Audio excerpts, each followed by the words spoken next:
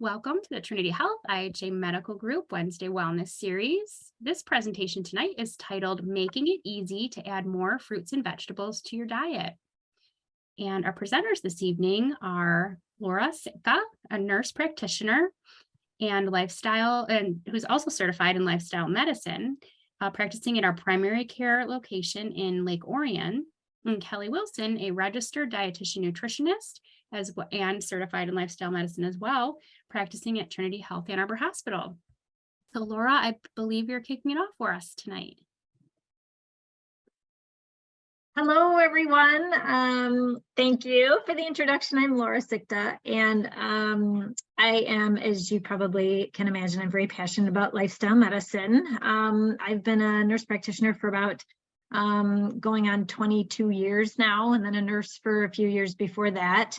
And I've really been doing lifestyle medicine, practicing lifestyle medicine for a really long time. And I'll tell you just a quick, bit about my background. I started my nurse practitioner career in cardiology, and I did that for about 10 years.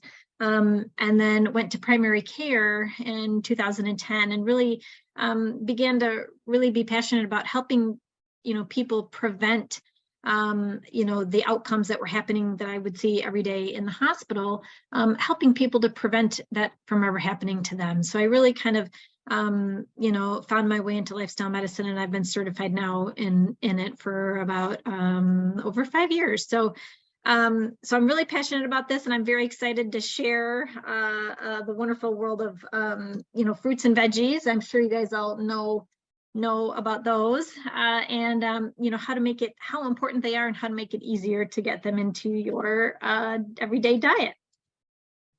A big shout out, thank you to RJ Meskey for making my slides look so pretty, so thank you. Okay, so I'm going to start out with a case study. This is a patient that I met a few years ago. Busy guy. His name is Joe. Perhaps he's similar to many of you, but 48-year-old guy. He's married. He has 3 kids that keep him busy. He works in warehouse distribution. So he's, he has a job that sometimes requires him to be on his feet, sometimes, stationary, just standing. Sometimes he's moving around. Sometimes he's sitting at a desk. He often skips breakfast because he's just too busy. He just gets up and out the door, and then he's at work and his day really starts. And, he ends up going to, take out for lunch. And, due to proximity, Taco Bell is one of his favorites. He does eat meals at home, like home cooked meals. Usually his spouse would cook dinner. And he does have a serving of veggies with dinner pretty regularly. And he snacks on things like chips and popcorn and ice cream. And he doesn't routinely snack on anything else, such as fruits and veggies. And you can see there his numbers at his annual physical. This was these numbers are not. Well, we'll get to that later, but so anyway, these are his numbers. 142/88 is his blood pressure. It's not terrible, but definitely could use some improvement. His total cholesterol is high at 258. His weight is 269 pounds, and his A1C, which is a 3-month average of his blood sugar, is 5.9, and that's in the pre-diabetes range.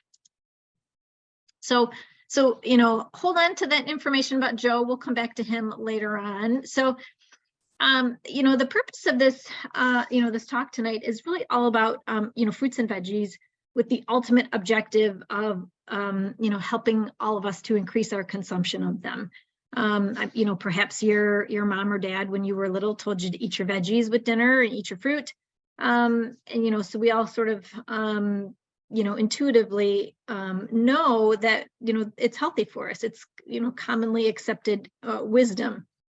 But how much should we be eating, and, more importantly, why? As with any change, it's important to really understand and examine the motivation behind why we're trying to change. So that's what this talk is all about. So food, the foods we eat pretty much everything we ingest is either a step toward health or a step away from it. They can, the foods can increase our risk or protect us from things like, all the common things that are way too, again, common in the United States and certainly around the world. Cardiovascular disease, the number one cause of death, but also high blood pressure, cancers, strokes, type 2 diabetes, which is, snowballing in incidence, and high cholesterol, and certainly early death. So, I am so sorry. So food supplies us with calories, the energy and nutrients to do all those things that are really listed. We get much of our health from food. It's very necessary to build and repair tissue, and we need it for energy and strength and muscle, muscle building, maintenance of our organ functions, and development and maintenance of our microbiome. So our microbiome is the good bugs that are in our gut, and they are responsible for so many things, such a part of our health. And we give them a place to live, and they in turn help us with so many things. Science is really just scratching the surface about how important your microbiome is. And your microbiome, we'll talk a little bit more about that too. Your microbiome is essential in multiple different functions, but importantly, our immune system. And there's a definite gut-brain connection with serotonin is 95% made and housed in our gut. So among many other things, and our microbiome needs nourishment too. So our microbiome is nourished by the foods that we give it, and microbiome really needs fiber and a variety of fruits and veggies. So helping to kind of explain why we need fruits and veggies, kind of digging a little bit deeper. We need, as humans, there's 4 macronutrients, and I'm sure you've heard of these: fat, carbohydrate, and protein. Those are the ones that everyone sort of typically thinks of. But water is also, most experts really consider water a macronutrient, because without it, we wouldn't survive. But as you could probably imagine, a carbohydrate, and protein and fat, examples of those things, like, for example, a donut, that's an example of a fat and a carbohydrate. But if you compare a donut to, say like an avocado, there might be, similar in or another example might be similar in fat and maybe carbs, but the nutrition content is quite different. So you have to sort of look deeper than macronutrients.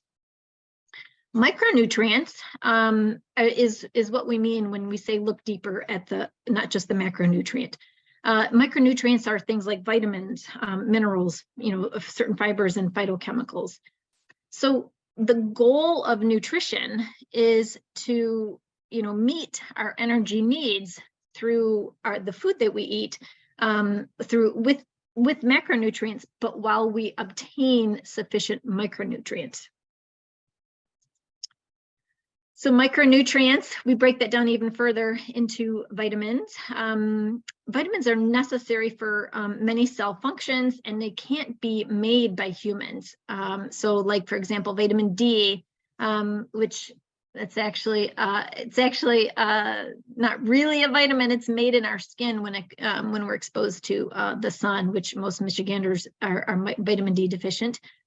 But like vitamin A, vitamin B12, there's many vitamins. I'm sure you've heard of all of those.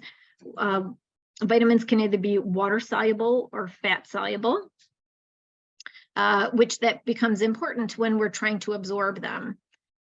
Minerals, there's many minerals, but there's 16 required by humans. There's with minerals such as, some examples might be potassium or calcium or zinc. And then, there's others, but there's a narrow window for the optimum amount. So you don't want too much, but you don't want too little either. And fruits and veggies, as we'll see in a minute, are really good sources for vitamins and minerals. But another micronutrient is phytochemicals, of which, as you can see, there's a lot. And, you know, fruits and veggies are like a symphony of these biologically active compounds. They occur naturally in plants, and they're essential for normal immune function and disease, you know, resistance. When you're choosing foods to eat, it's important to sort of think about, you know, the quality of your diet. You know, the quality of your diet really matters.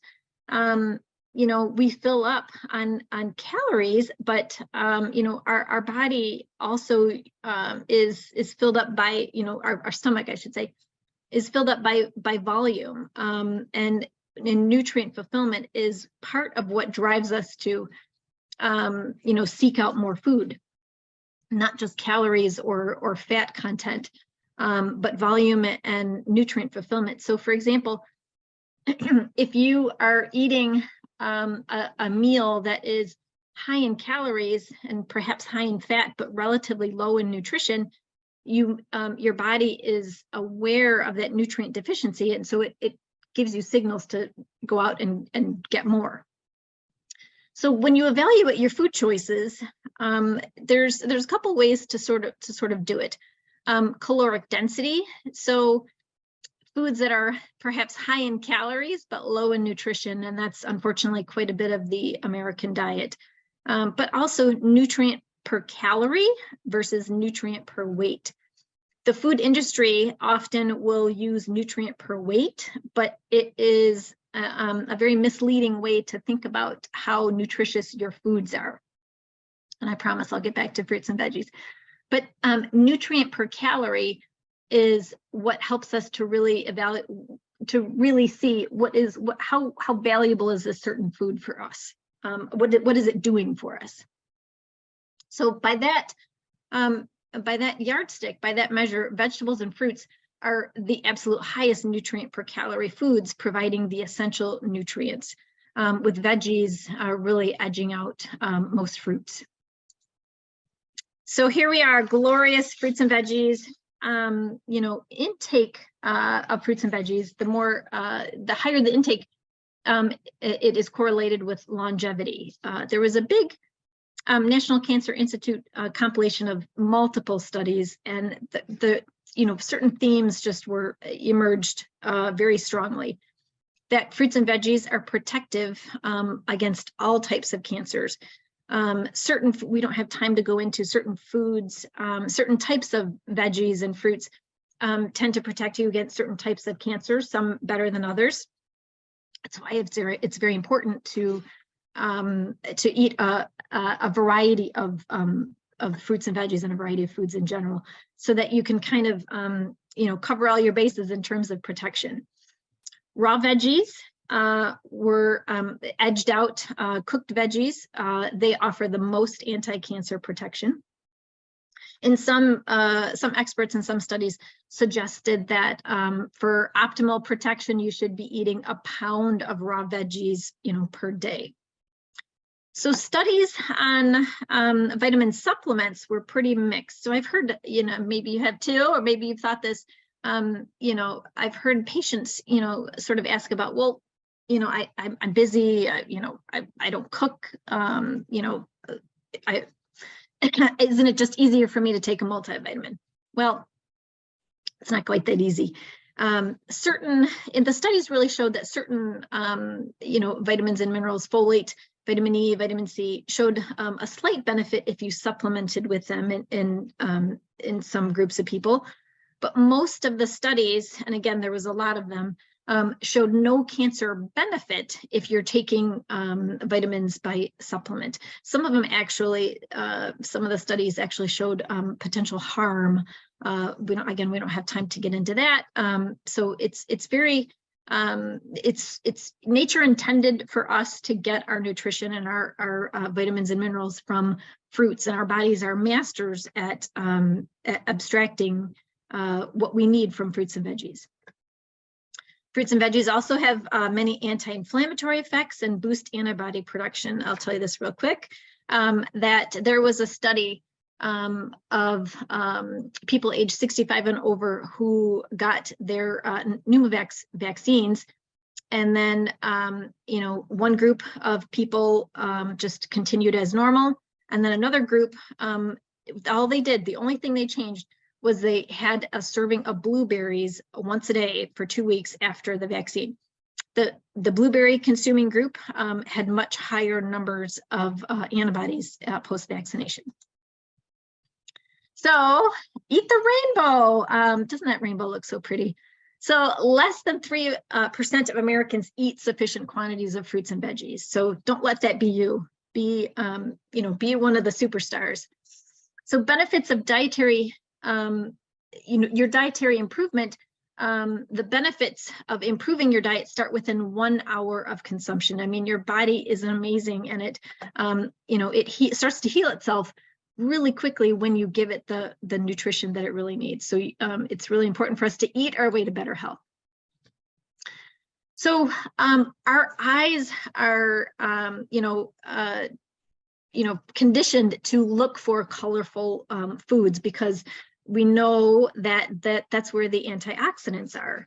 So the more colorful the plant, the more antioxidants. Each color has nutritional properties essential for numerous body functions. And just to kind of let you know, antioxidants, just to kind of help explain what happens in your body, cell metabolism and defense mechanisms, inflammation is a byproduct of cell metabolism, that causes oxygen radicals. Atoms of oxygen with an extra unpaired electron, those are oxygen radicals or free radicals. You may have heard about that. And free radicals are implicated in many health problems, including disrupting DNA and causing cancer. So antioxidants absorb and stabilize these free radicals and help to decrease the risk of damage that they do to us. So antioxidants also stimulate the liver to help break down toxins and chemicals. And so different kinds of antioxidants help the liver to break down different kinds of toxins and chemicals. And so the more kinds of antioxidants you consume, i.e. the more colors that you ingest and the more variety, then you have more of a propensity to break down different kinds of and more toxins. So look at all these beautiful, all these examples of, red, orange, green, blue and purple, and white and brown. So we hear, at least I've had patients tell me that, they shouldn't eat white foods or beige foods. But actually, certainly if you're talking about, perhaps bagels or refined flours, that might hold true. But cauliflower and garlic and onion and mushrooms are some of the highest nutrient dense foods that there is. So don't avoid them just because of their color. Veggies, I think you have to be, living under a rock not to know that veggies are really good for you. But green veggies are the most nutrient dense foods on the planet. Mother Nature could not have made anything better. And, it might be surprising for most people to learn that, veggies, especially green ones, but veggies have protein. There's trace amounts of fat. There's, some carbohydrates depending on the veggies and the fruit. The amount varies, but there's also protein too in veggies. In fact, 25 to 50% of the calories in green veggies are from protein. So cruciferous veggies boost your mood, they lower your cholesterol, prevent DNA damage, and we just talked about free radicals. They increase cancer survival rates, but they also prevent cancer. Green veggies also have abundant nitrates, so not to be confused with the nitrates that are added to like processed meats, nitrates and nitrites. Abundant naturally occurring nitrates actually improve your arterial function. Our arteries are, healthy arteries can sort of, we call it compliance. They can sort of, expand and in response to demand. So foods with abundant nitrates can help athletic performance, even improve the appearance of wrinkles. So athletic performance, if anyone has seen the film, The Game Changers, it really kind of talks about that, how many athletes are running towards a vegan diet for that purpose, expressly. Onions and garlic really possess powerful anti-blood clotting qualities. Excuse me, all the phytonutrients in veggies and fruits block dioxin, which is a powerful cancer-causing toxin. And I've heard many people kind of say, I can't eat fruits and veggies. They're just too expensive. They don't have to be. You don't have to necessarily buy everything organic. You can as you are able to, but if you wash your fruits and veggies really well, they can be very, very reasonable. I've actually priced it out myself. A bag of apples is about the same price as a bag of Doritos. So, sweet potatoes have one of the highest nutrient-rich score per dollar. So, make your dollars stretch further, and you can definitely get some fruits and veggies in there. Fruit. There was a 2010 global burden of disease study showing that the leading cause of death and disability in the US is diet. It has surpassed tobacco. And in this study, lack of fruit is a significant cause. There's a statistic that if half of the US population increased its serving of fruits and veggies just by 1 serving per day, 20,000 cases of cancer could be avoided. So really powerful stuff. Antioxidants galore. Fruits and veggies have different sort of antioxidant scores, and blackberries really win, but all berries are really abundant in antioxidants. Fruit contains compounds to reduce muscle fatigue. So after workouts, before and after workouts, actually, it's great to have some fruit. There's lots of benefits I kind of listed here: glaucoma, reduced digestion of fat. So there was a study actually, if you are going to have, something that perhaps isn't the best thing for you, like ice cream with fat and sugar, and you have it with a serving of fruit, it blunts the insulin response and absorption of fat. So one more benefit of fruit. Not that I'm suggesting that that's how you get your fruit in, but improvement in brain health and delayed cognitive aging, reduce the risk of diabetes, and on and on. So, as I'm kind of talking, people are saying, well, I talk to patients, nearly every day, like, how am I supposed to eat all of that? If, half of my plate should be veggies and I'm supposed to get all this fruit too. These are just some, definite ways to consider doing that. The research really tells us that if you make it easy for yourself, if you put it out, which I'm sure if any of you are parents, if you cut up fruits and veggies and you sort of put it out, it's more likely to be eaten. So if you have it available to you and you kind of plan on using it in your day, then you tend to eat more. You don't have to do anything fancy like measure, get out a measuring cup.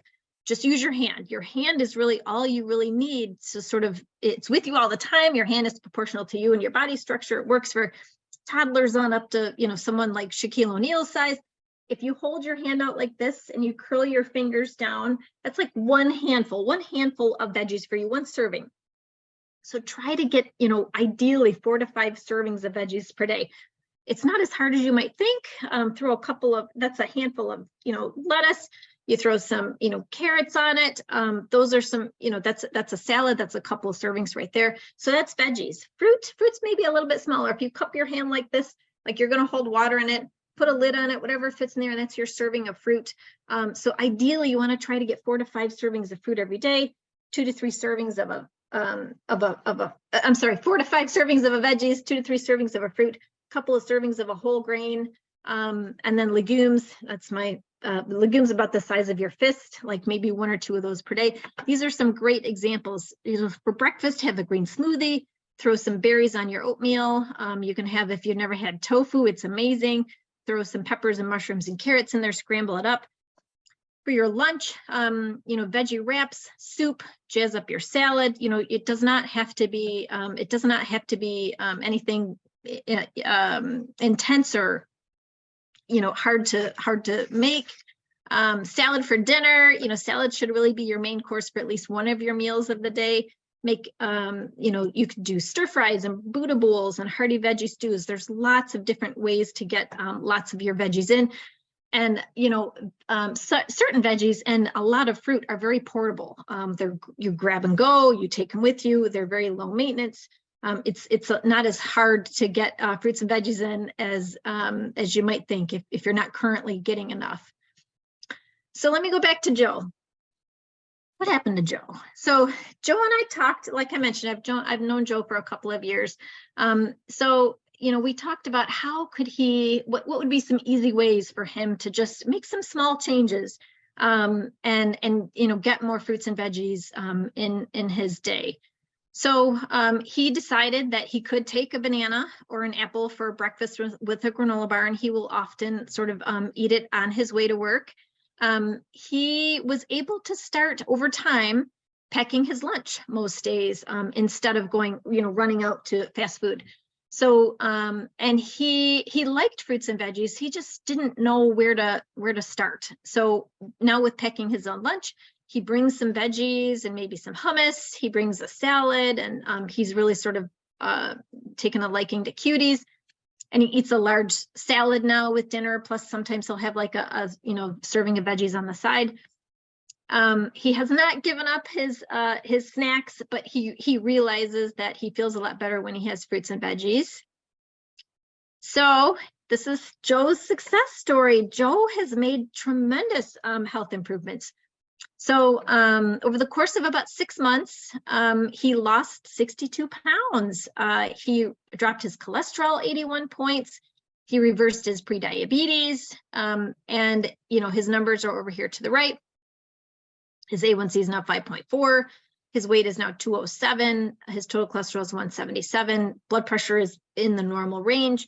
So he has, in the course of sort of starting to make some of these changes, he had a friend who was his same age who had a heart attack. And it really sort of scared Joe, and he felt that previously he was on sort of a similar path and he wanted to improve his health. And when he started making these changes and feeling better and knowing, that he is doing such good things for his health, it helped to solidify his changes and helped him maintain. He feels so much better and has a lot more energy. So that kind of concludes my portion. Hopefully, I've shown you that eating fruits and veggies is it's easy. I'll tell you about one more quick study while it's on my mind. So there was a study of kindergartners in class and at a party. And, they put out the usual stuff that you might find at a kindergartner party, but they also set out fruits and veggies. And just the fact they didn't encourage the kids to go for the fruits and veggies, the researchers just set it out there. So the fact that the fruits and some veggies were out there, each child actually ate the equivalent of 1 serving of fruits and veggies, just having it be there. So the moral of the story is for you, it doesn't take much, anything fancy. Doesn't have to be complicated to get more fruits and veggies in. And, if you think, oh, my kids might not do it, my kids might not like it, put it out there and keep working on it. And, you might be surprised at what you might find.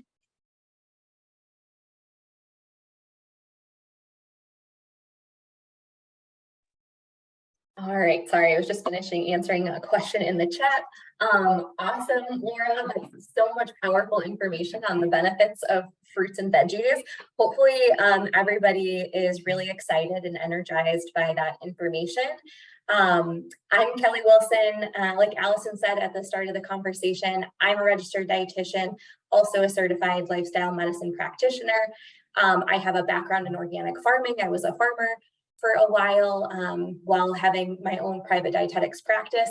And now I get to work at Trinity Health Ann Arbor in an outpatient lifestyle medicine clinic at the hospital. My part of the presentation is going to focus more on the how. So how do we incorporate all these wonderful fruits and vegetables in really easy ways that Laura was just describing. So I am going to turn off this camera and turn on my other angle so that you can see my hands and some ingredients. So you won't see my face, but you'll see my hands and be able to hear my voice.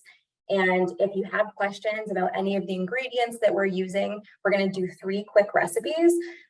Any questions, please type them in the Q&A box like Allison instructed, and I'm happy to answer those after we get through our recipes here. So bear with me as I transition over.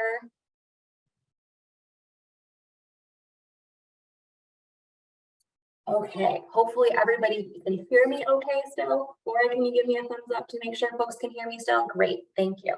Okay, so our very first recipe is an overnight oats. You may have heard about these. They're pretty popular now, and they're really fast. One of my favorite ways to get fruits in the morning.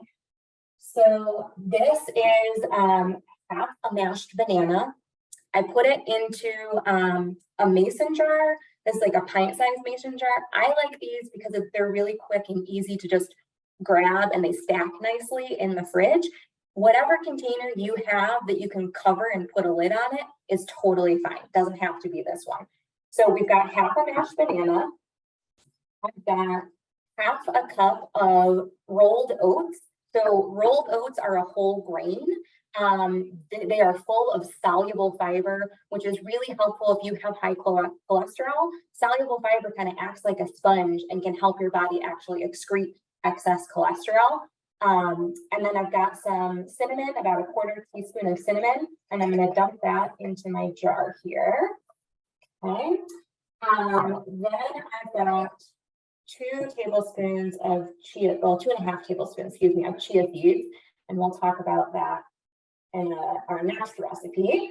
And 2 tablespoons of chopped walnuts. So walnuts are a really healthful nut. They're full of alpha-linoleic acid, which is an essential fatty acid. It's an omega-3 fatty acid, a precursor to. And this is a really wonderful plant-based source of that essential anti-inflammatory fatty acid. So we're going to dump those in here. And then I've got 3/4 cup of a non-dairy milk. This one happens to be an oat milk. You could use whatever one strikes your fancy. Whatever you're going with, just look for something that is unsweetened and has a short ingredients list. Whenever you're buying something off the grocery store shelf, look for ingredients that you can pronounce first and foremost. Okay, so I'm adding that in here. All right, and then I'm just going to take my fork here and give that a nice stir. And you might be noticing it's pretty liquidy, but what we're going to do is we're going to put a lid on this and then stick it in the fridge overnight. And in the morning, it's going to be thick, just like a cooked oatmeal. And you don't have to do anything more than what we just did to it. It's a really fast, nice grab and go breakfast on busy mornings. So that is our first recipe. Other cool thing about that one, it's got 18 grams of fiber.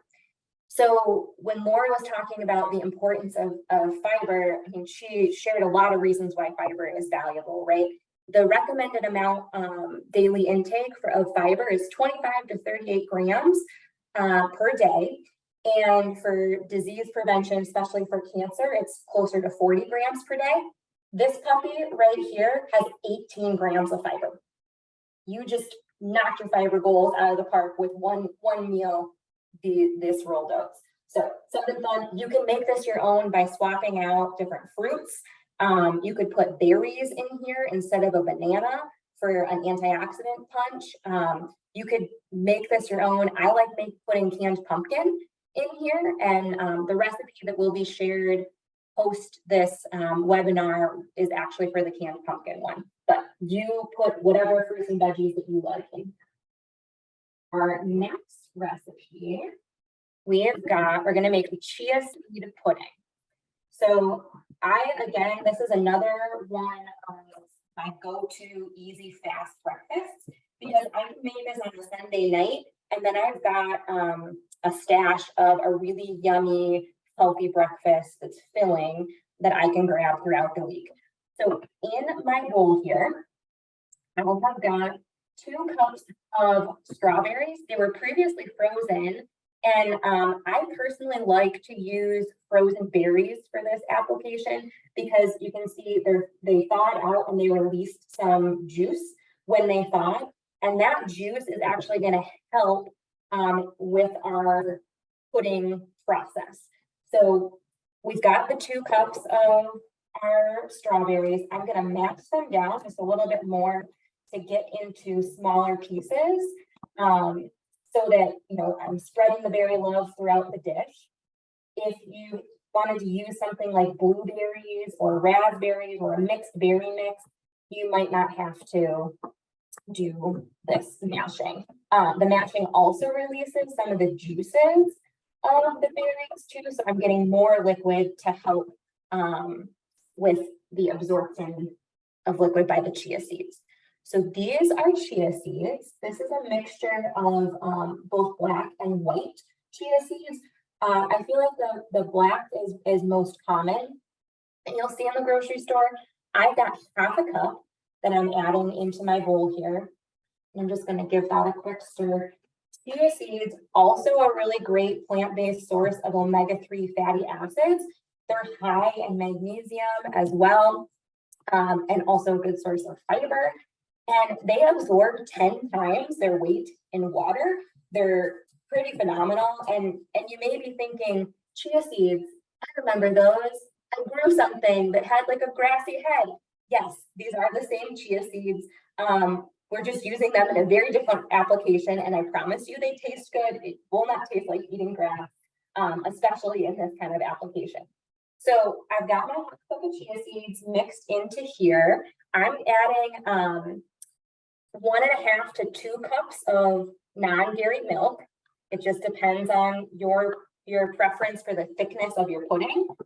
I'm doing 2 cups here just to thin it out a little bit. Okay, and I'm just going to mix that in. And then I've got mixed together in this bowl is a tablespoon of maple syrup, 1 teaspoon of vanilla, and 1 teaspoon of cinnamon powder. So I'm just going to mix that into here as well. I'm going to use my fork. That's great. With that, the cinnamon and the vanilla are helping to enhance the flavor, the sweetness that's being added by that maple syrup. We're not having to use quite as much additional sweetener with that cinnamon and vanilla. You could make this a savory application if you wanted to. If you just wanted to skip the fruit and the maple syrup, cinnamon, and vanilla. If you just did the non-dairy milk and the chia seeds, you could make almost like a cottage cheese type dish. And then you could use it with some nutritional yeast on top of it, or some diced up tomatoes, and have more of a cottage cheese option. So this is what it looks like. You can see it's pretty watery and runny at the moment. What we're going to do is we're going to stick our lid on this. We're going to stick it in the fridge overnight. And overnight, this is going to gel together and become like a pudding consistency. In the morning, if it thickens up too much, you can just add a little bit more of your non-dairy milk, add a little bit of water to it to thin it out to the consistency that you like.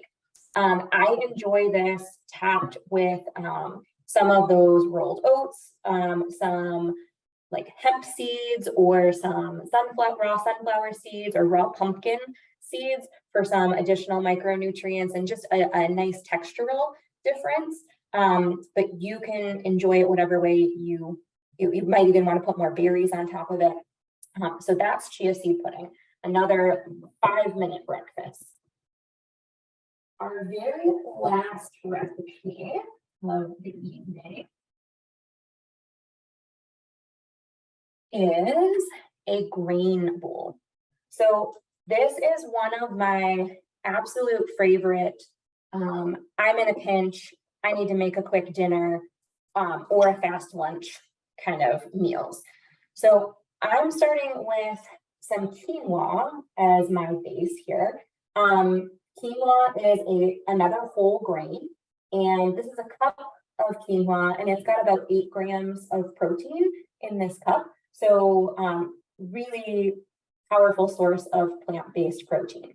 Okay, and quinoa, I really like using this grain, especially when I'm in a pinch, because it takes 20 minutes to cook. Okay, you use 1 cup of dry quinoa, which looks like this here. Okay, and 2 cups of liquid, put it in the pot, bring it to a boil, reduce it to a simmer, and cook it for about 15 minutes until all the water is absorbed. And then you've got this nice fluffy quinoa here. So we're going to put 1 cup of that into our bowl. You could also use something like this. So this is one of those sealed pouches of brown rice and quinoa, whole grains, really convenient. They microwave in about 90 seconds.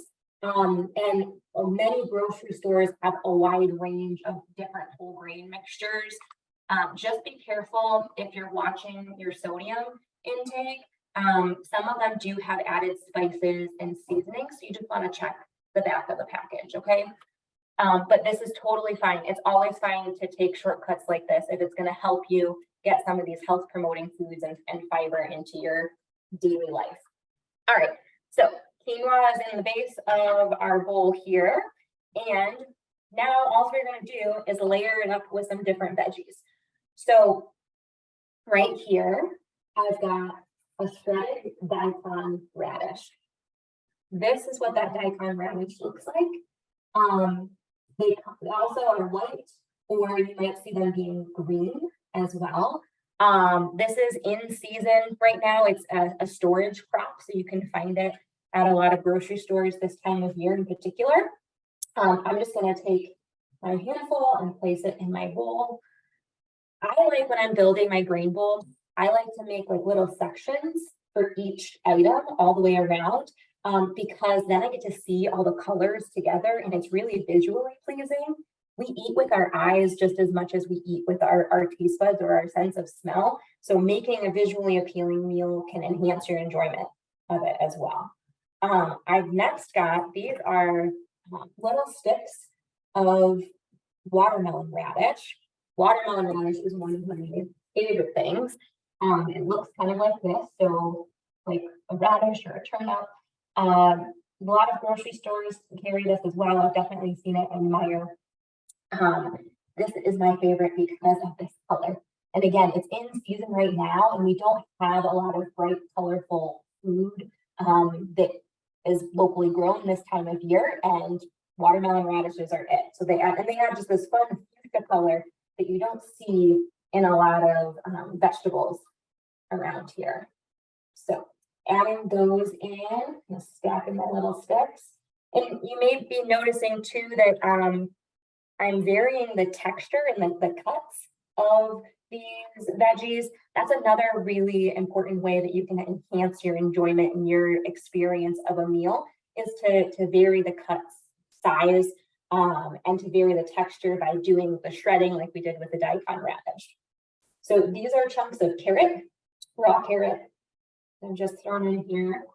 I'm going to pile it out in my bowl into one bowl. Got some, this is some fruit. So this is a beet and red cabbage fruit. This is, it was traditionally fermented. It lives in my refrigerator. This is a really good source of probiotics, so good, healthy gut bacteria. In addition to like eating high fiber foods, like all these plant foods, eating some fermented foods can support good gut health as well. So you'll find, traditionally fermented kraut in the refrigerated section. It's not the kraut that's on the shelf and is shelf stable. So I'm going to put that in here and my background. It'll look color on the other side of that white. And then I've got a cup of chickpeas. Let's go right in here as well. And for garnish and additional flavor, I've got some scallions. And we're putting sprinkle it all on top. Sprinkle it all on top. Then we've got some parsley. Okay, so fresh herbs are also a wonderful way to add color, texture differences. And herbs and spices are some of the most nutritionally dense food that we can consume. Laura was talking about phytonutrients and bioactive compounds in our food, and herbs and spices are powerhouses when it comes to those bioactives that can help us fight inflammation and prevent disease. So now the very last thing that we're going to add, this is a dressing that was made with tahini. So the recipe for this dressing is half a cup of tahini, which is ground sesame seeds. So very similar to like a peanut butter, but instead of peanuts, we're using sesame seeds here.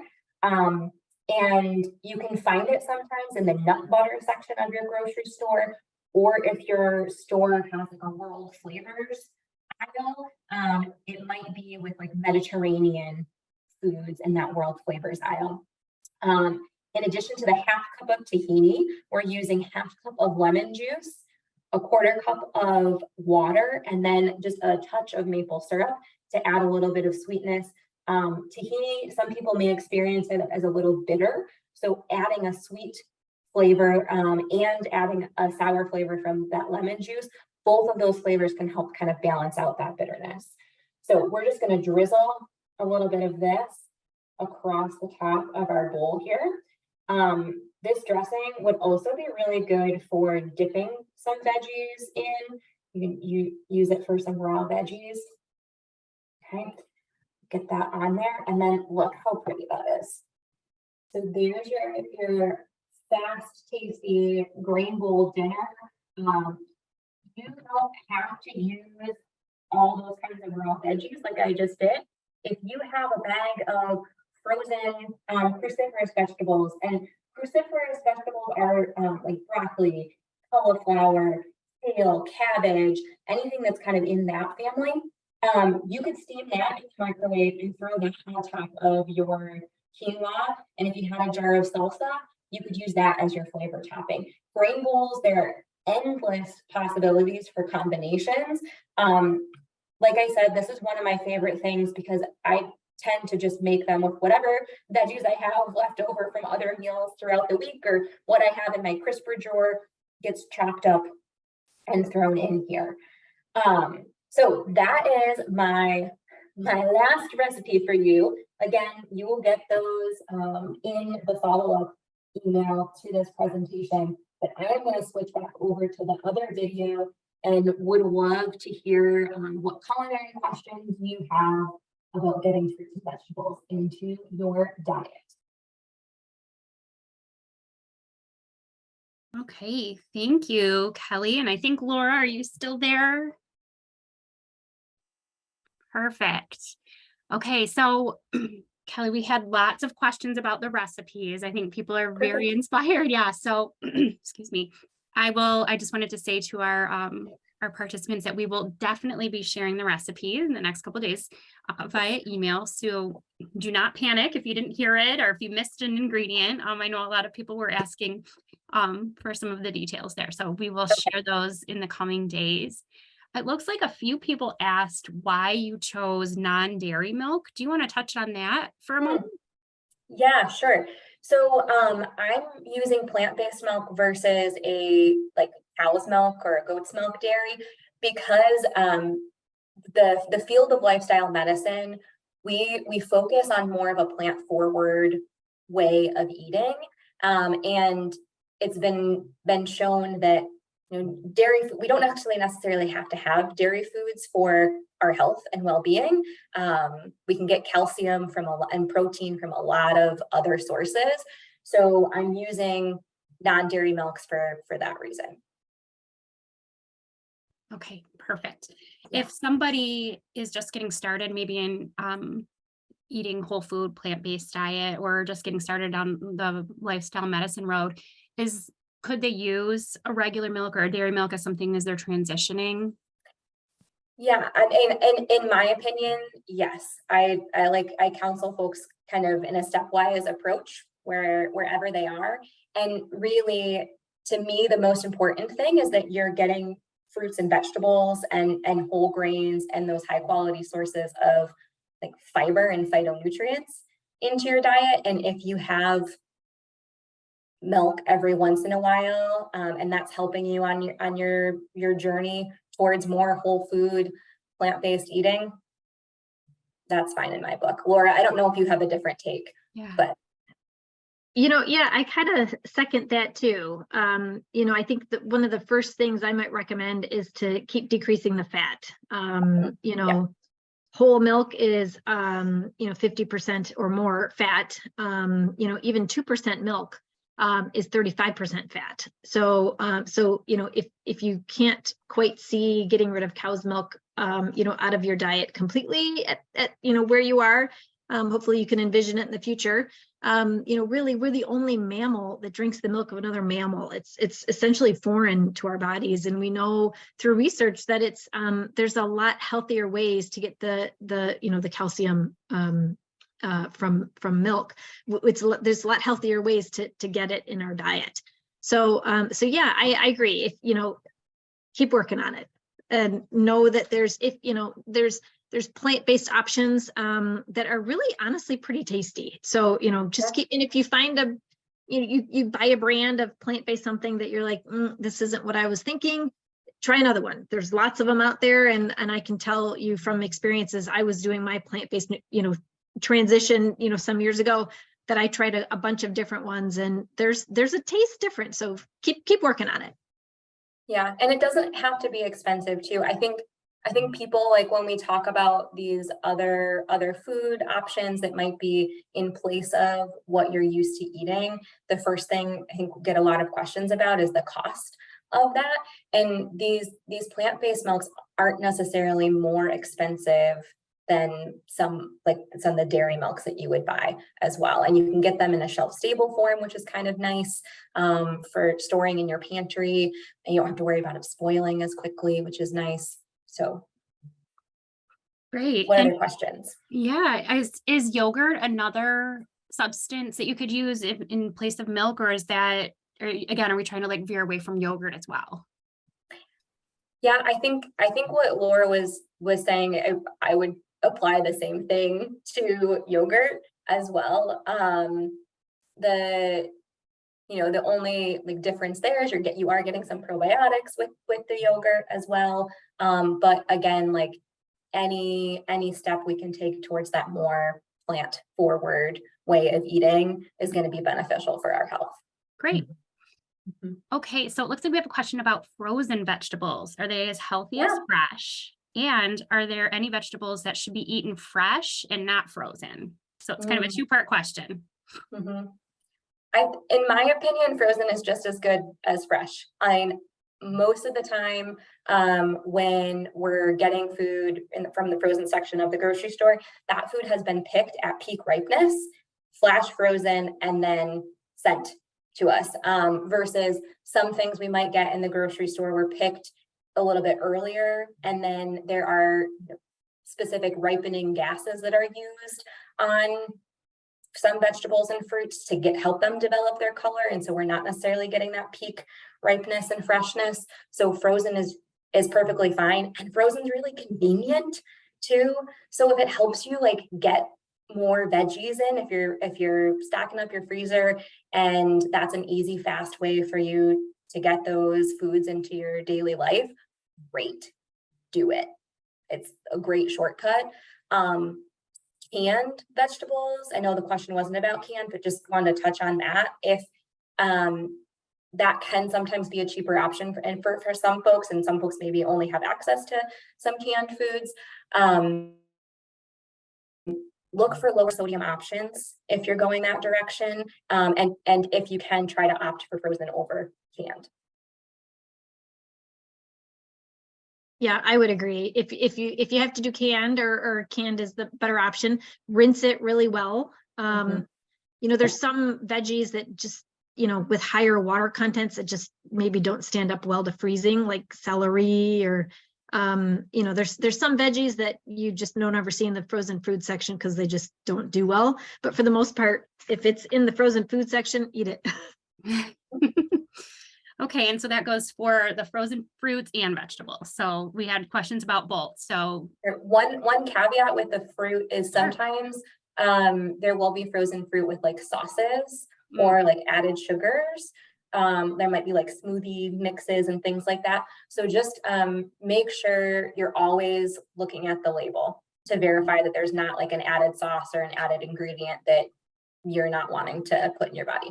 yes, the labels and the marketing can be very confusing, I think, especially if you're not well versed in nutrition in the world of nutrition. So we appreciate those tips where, you know, those buzzwords that you're looking for, like enriched or refined or things like that, right? That we maybe would want to avoid. Okay, so how about sweeteners? I believe you included some maple syrup in that. I'm not 100% sure if I missed it.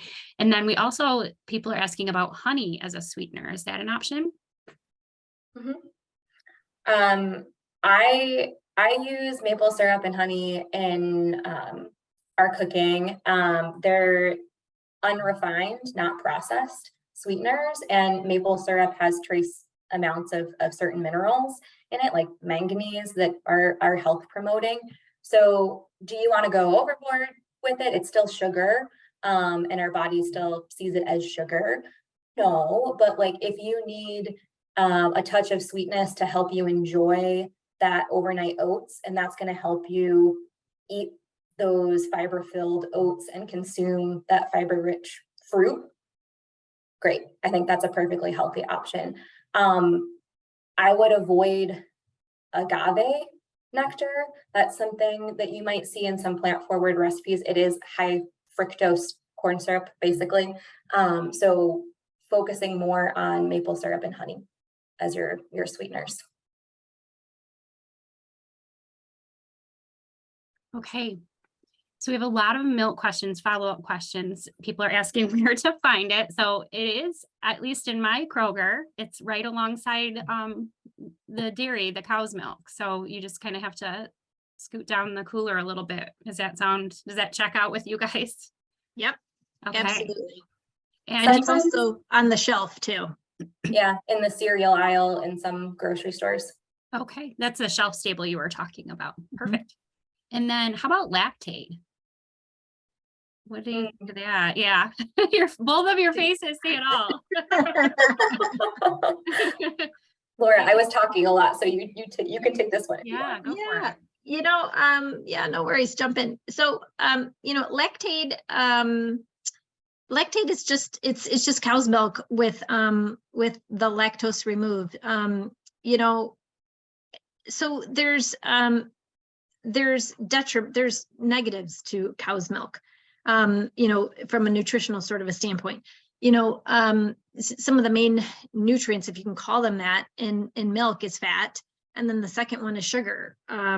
You know, or I might have those vice versa, but you know, those are the two main nutrients. And you know, you can probably intuitively tell they're not really nutrients. And so calcium is one of the, you know, benefits of cow's milk. But as we were kind of talking throughout the evening, you know, there's lots of better ways to get calcium and without the nasty side effects of like extra sugar that you don't need, as well as, you know, the fat and the protein, the casein that's in milk has actually, there's numerous studies that link milk to all sorts of unfortunate conditions, including cancer. So, you know, it's healthier if you, you know, start to veer from cow's milk and do something that's plant-based. It's far healthier. Like, for example, teenage girls who drink soy milk rather than cow's milk have half the risk of breast cancer later in life. So there's a lot of benefits to avoiding cow's milk.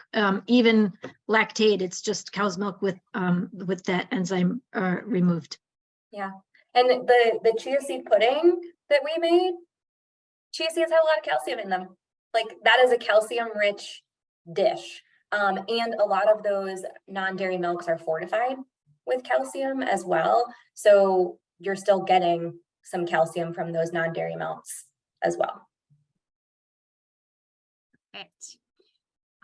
Let's see.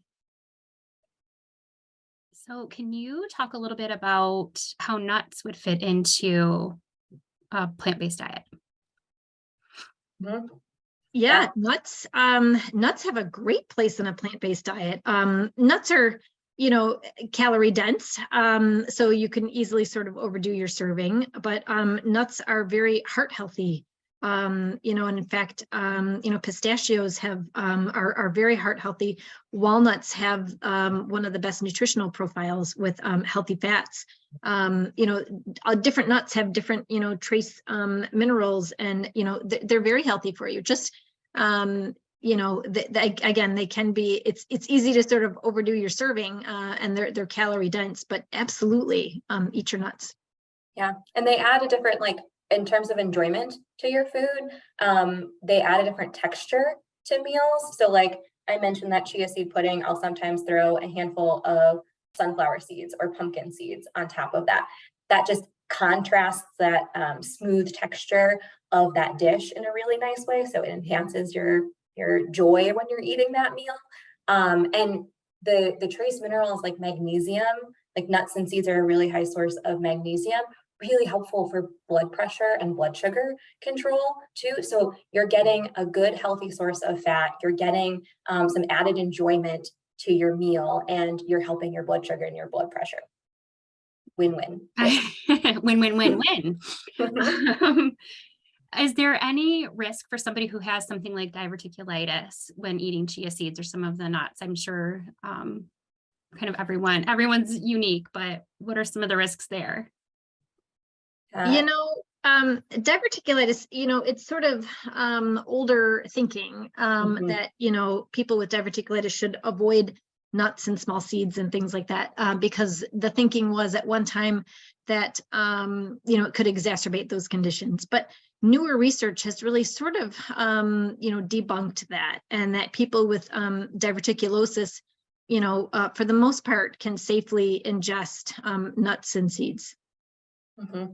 And the focus on that high fiber diet, like we've been talking about, fruits and vegetables, and nuts and seeds and whole grains, super helpful if you have diverticulitis. That's what you want to focus on.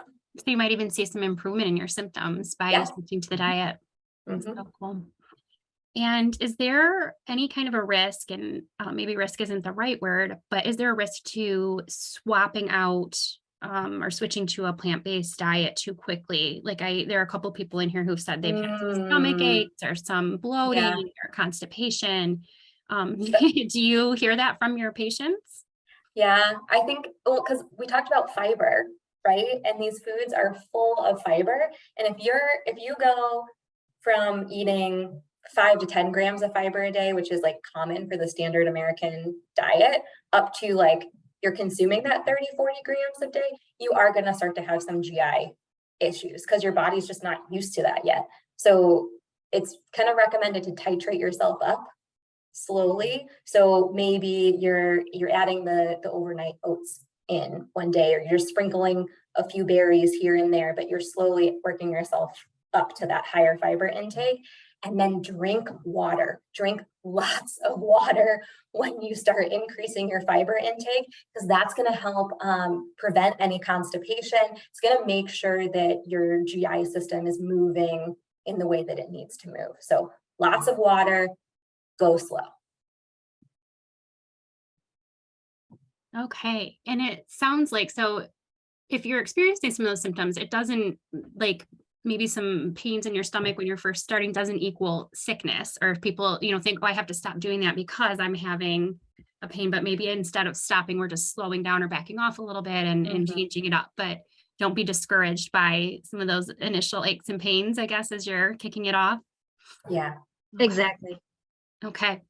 So we, whenever we have a plant-based diet discussion, we always have questions about soy, because there's lots of information, sometimes conflicting information out there. Is soy recommended for everyone? Is it something that can cause issues for certain people who maybe have other conditions? For a long time, we thought because soy has phytoestrogens, which have a higher affinity for our own estrogen receptors. So they kind of attach to our estrogen receptors. And so for a long time, we thought, especially, for example, women with breast cancer or at risk for recurrence, we thought, you should probably back off of soy because we just don't know. But now we know that it's actually quite helpful. That societies that ingest higher amounts of soy, for example, in Japan, they routinely have higher levels of soy that they ingest on a regular basis, and their breast cancer levels are lower.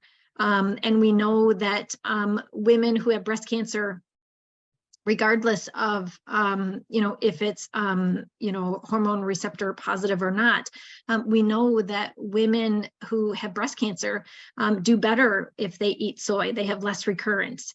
And I mean, there's other benefits. Soy has, it's good plant-based protein, and there's lots of other, nutrition benefits to soy. Helps with hot flashes, women who are going through menopause. If you, a woman who's going through menopause and has hot flashes, if they have a serving of soy a day, it decreases their symptoms by 85%. So there's a lot of benefits to soy. So, we probably don't have time to really have a full discussion about this, but you really, for someone who's having 1 to 2 servings of soy a day, very healthy, very, it's kind of older thinking and older research that perhaps people are, still wondering about, and we know through research again that it's very perfectly healthy to have soy. And I'll just add that when we're talking about soy, we're talking about like whole food soy. We're not talking about the soy lecithin that you might see on your ingredients labels on some processed foods. We're talking about tofu, tempeh, edamame, which is like the soybean in the pod or just the individual shells, soy milk. It's that kind of soy or miso, which is a fermented soy paste. That's what we're talking about when we talk about soy. Yeah, I think it changes quite a. Oh, sorry. I was gonna say it changes quite a bit when you actually add that whole food tag in there, because it's amazing what they can do to food, and you don't even realize it as you're purchasing it. So we have a couple questions on cooking vegetables. Do you want to just touch quickly on how you might cook vegetables? I know olive oil and some of the other oils are probably not the best to use, I would imagine. It depends on, like, in terms of oil, it just depends on what temperature you're utilizing them at. Like an olive oil, olive oil is really high in a lot of polyphenols. So it can be health promoting if you're consuming it and you don't have any health concerns with consuming fat. It can be a health promoting oil to utilize. You just want to use it not at any temperatures above 350 degrees, because its smoke point is 350 degrees. And when you take an oil past its smoke point, it actually does create oxidative stress when you consume it, and damage to your cells. So I use olive oil, like if I was making this grain bowl and I didn't want to use the tahini or avocado, a slight little drizzle of olive oil on that. If you're roasting vegetables in the oven, like an avocado oil could do. If you're trying to avoid oil altogether, water sauteing vegetables or sauteing in low sodium veggie broth. You can do the same thing when you're roasting vegetables. You can toss whatever vegetables you cut up in low sodium veggie broth, sprinkle your seasonings right on that, and throw that in the oven. You don't have to use oil in your cooking. And yeah, I would just recommend too, try to eat like raw and cooked vegetables, because like Laura was saying, you're getting different nutrients from those raw foods. Some nutrients are destroyed in cooking. Some nutrients are made more bioavailable through the cooking process. So a combination of raw and cooked is important. Laura, how do you like to cook your vegetables? So I actually, I have a mix of, like what you're saying, I do a mix of like roasting and, and water sauteing, like if I'm getting something ready for a soup or something like that. You know, so, and, you know, there's like this misconception that you have to use oil in order to have them not stick to the pan. But it's actually, again, as I was transitioning several years ago, you know, parchment paper really makes it easy for it to not stick. And, you know, sometimes there's recipes that you can like mix up your veggies that you're going to roast them in. Like there's a combination of like some mustard, even a little, depending on what the veggie is, like mustard mixed with a little bit of maple syrup and some seasonings. I mean, they come out like amazing out of the oven. Yeah. I just roasted zucchini with Italian seasoning on it. So good. So good. And so easy. So easy. That was a perfect transition. We have a question about pasta. So Yeah. zucchini makes amazing if you like zoodles, but I've also tried the chickpea pasta. Is that are those some substitutes that you could maybe use instead of the regular pasta? Yeah, the chickpea pasta is high protein, high fiber. Those are great options. There's lentil and black bean and all sorts of different ones. You can also do like a whole grain pasta. There's whole wheat, there's brown rice pasta if folks are looking to avoid wheat for any reason. You just want to look for like whole grain options, and you can figure out what's a whole grain by looking at the fiber content and the ingredients list. So if you compare boxes, typically the higher fiber option, unless it's had something like inulin added to it, is going to be your whole grain. And you can look for words like whole wheat in that ingredients list as well. Okay. And let's see, there are just maybe a couple more questions we can ask here. There are a lot of questions about kind of a daily meal plan. So what might you include for snacks? And is fasting part of your plan throughout the day, or do you eat just when you're hungry? For me, you know, I kind of, especially during the week, you know, at work, I eat when I have a break. So I don't necessarily let my stomach dictate it during the day, you know, like many people, I eat when I have an opportunity. So, you know, that might mean usually, so I bring overnight oats almost every day to work. It's like the world's greatest breakfast, and you could have it every day for the rest of your life. Really, it's so super healthy. You could mix it up with different options, like Kelly was talking about.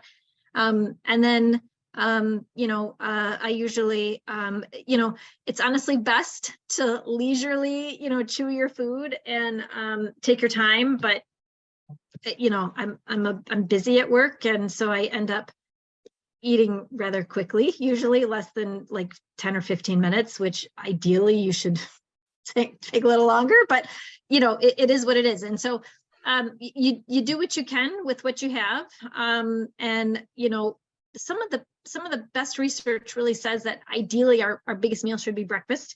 You know, lunch maybe medium, and like a smaller dinner, and then don't, you know, try not to eat between dinner and bedtime. And you know, so intermittent fasting is sort of popular, but it's all about how you apply it in your life.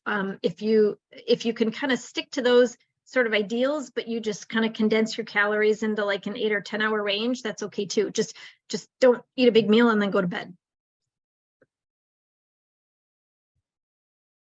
Okay. And if you have somebody who's concerned about losing weight or doesn't need to lose weight, but would like to switch to a plant-based diet, should they be concerned about losing additional pounds?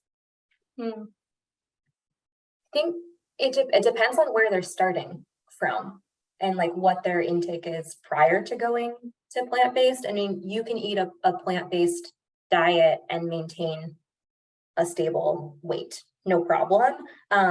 You might just be consuming a higher volume of food than you might be used to, because like Laura was saying, these whole plant-based foods are nutrient dense, but they're not calorically dense. So you might have to eat a larger quantity than what you might be used to with non-plant-based foods, but you can certainly maintain a healthy, stable weight eating a plant-based diet.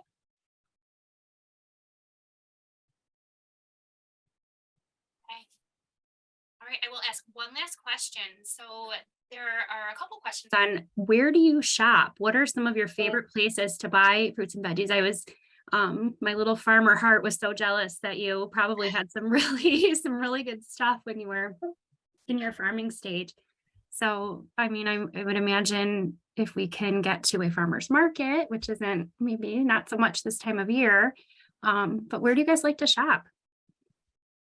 Yeah, I mean, farmers markets are great if you have one near you. A lot of farmers markets also accept SNAP EBT or WIC Project Fresh too, so they can be really affordable options as well. I shop at Kroger, I shop at Meijer, I shop at Aldi, I shop all over the place. There's a lot of good grocery stores. It's more about just like knowing what to look for when you're looking for produce, like what is fresh and what is maybe a little past its prime, but you can get healthful food at a wide variety of grocery stores. And there are even like Indian grocery stores or like little Mexican markets near where I live in Ann Arbor that are a great source of a lot of these plant-based foods as well. Where do you shop? I second that. I shop Costco. I mean, I have a lot of mouths to feed at my house. So Costco's great for produce and they turn it over really fast. And I go to Costco, I go to Whole Foods, I go to Kroger, I go to Meijer. Target sells fruits and veggies. Mm-hmm. So pretty much wherever they sell healthy food, buy it. Yes. I love that. And I love the how you include so many different things. So maybe you're not someone who likes to eat carrots raw, but maybe they're delicious too cooked, or you can kind of you can vary the way you do it. And I agree on Costco as well. That's a great source, and you get quite a bit, and that it's you're right, it turns over very quickly. So we have a couple questions about your how to come to see you. So Laura, you do see new patients in the Lake Orion primary care practice. I do. Perfect. Yes, I do. Come. So I will share the contact information. You can also find her online at ihcares.com. And if you navigate to primary care, you will find Laura listed under the providers, or you can go right to the practice, which is the Lake Orion practice. And Kelly, you work in the hospital in Ann Arbor. The Trinity Health Ann Arbor. And are people able to schedule with you? Yeah. Yep. If you email lifestyle medicine at trinity-health.org, that's our email address for all of the lifestyle medicine dietitians that work out of the hospital. And if you want to meet specifically with me, you can put that in the email, or if you just want to meet with one of the dietitians on our team, you don't have to request a specific provider. But sending an email there is the best way to get in touch with us and get on our schedule.